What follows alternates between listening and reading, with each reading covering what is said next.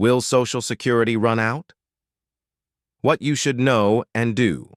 Let's have a real conversation about something that affects nearly every working American but is often misunderstood: Social Security. You've probably heard someone say, Social Security won't be around when I retire, or that money is gone. The fear is understandable. After all, we're paying into a system with the hope that it'll support us later. But what if it doesn't? In this video, we're going to unpack the facts: what Social Security really is, why people think it might run out, what's actually going on behind the scenes, and most importantly, what you can do right now to protect your future. If you're worried about retirement, you're not alone. And if you're wondering whether Social Security will still exist when you need it, stick around, because the answer might surprise you. Number 1. What is Social Security and how does it work? Social Security is a government program that was created in 1935 during the Great Depression. Its main job is to provide income to people who can no longer work, whether due to age, disability, or the loss of a loved one. Think of it as a big, long-term insurance program that workers contribute to their whole lives.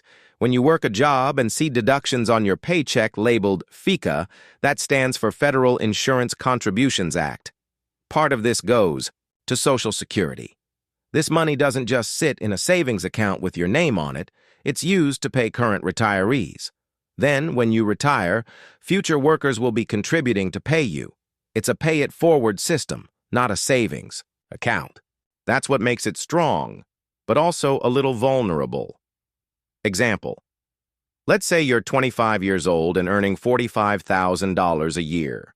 About 6.2% of that, roughly $2,190 a year, is going into Social Security.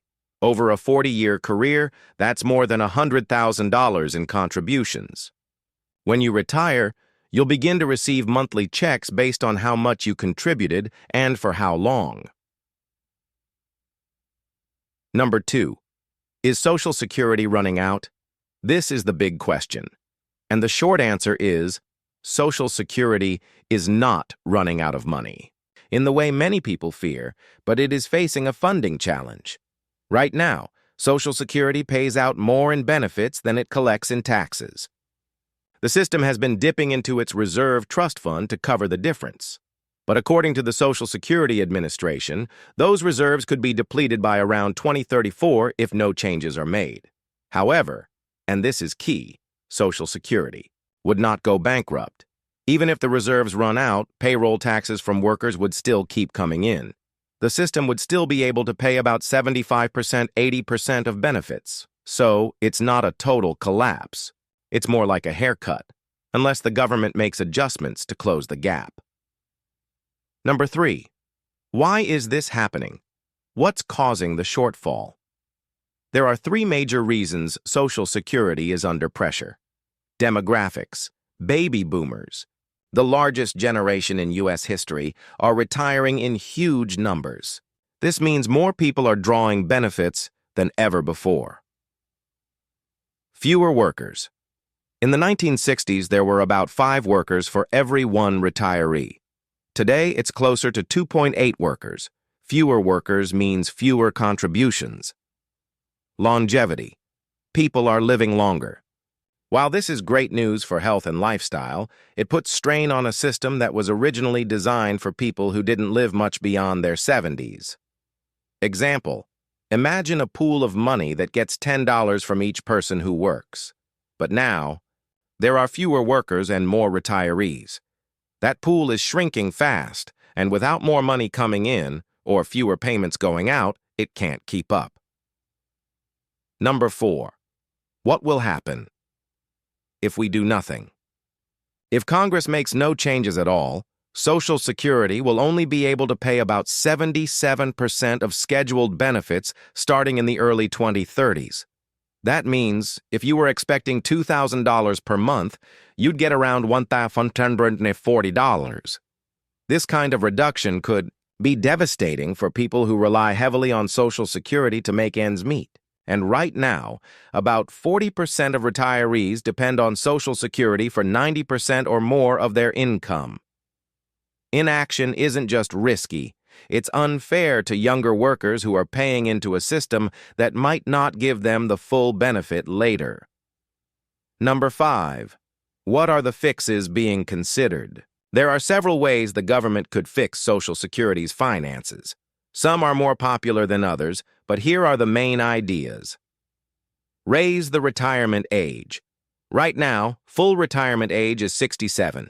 Increasing it to 68 or 70 could ease the pressure by shortening the payout period. Increase the payroll tax cap. Currently, only income up to $168,600 is taxed for Social Security. Removing this cap or increasing it would bring in more money from higher earners. Adjust benefits or COLAs. COLAs, or cost of living adjustments, could be reduced to slow the growth of benefits over time. Raise payroll taxes. Slightly. A small increase in payroll taxes, say from 6.2% to 7%, would bring in significantly more revenue over decades. Chances are we'll see a combination of these rather than a single fix. Number 6. How can you prepare personally? Here's where you come in. You can't control government policy, but you can control your own financial plan. Start saving now. Open a 401k, Roth IRA, or traditional IRA. Even saving $5,100 a month can grow substantially over time. Compound interest is your best friend. Diversify your retirement income. Social Security should be just one piece of your retirement puzzle. Include savings, investments, and possibly even real estate or side businesses. Create a budget. Estimate how much you'll need in retirement. Then subtract what you expect to get from Social Security. The gap is what you need to plan for. Example: if you plan to retire on $3,500 per month and Social Security is expected to give you $1,800, you'll need to come up with $1,700 on your own. That's why saving early matters so much. Number 7. Should you take benefits early or wait? You can start collecting Social Security as early as age 62, but your benefits will be permanently reduced. Waiting until full retirement age, 67, gives you your full benefit. Waiting until 70 gives you up to 132% of your benefit due to delayed retirement credits. Example: let's say your full benefit is $2,000 at age 67. Taking it at 62 would give you about $400. Waiting until 70? About $2,480 a month. That's over $1,000 more each month than starting at 62. The decision depends on your health, financial needs, and life expectancy. If you expect to live well into your 80s or 90s, waiting could be the better financial choice. Number 8. What about younger workers? Will Social Security be there for them? If you're in your 20s or 30s, you might wonder if Social Security will even exist when you retire. The good news is, it probably will, but it might look different. Most experts agree that Social Security is too important to disappear. Politicians know that cutting it off would be wildly unpopular. Reforms will likely happen before any total failure occurs. So yes, you'll likely get something, but it's smart to plan as if your benefit might be lower or arrive later. Number 9.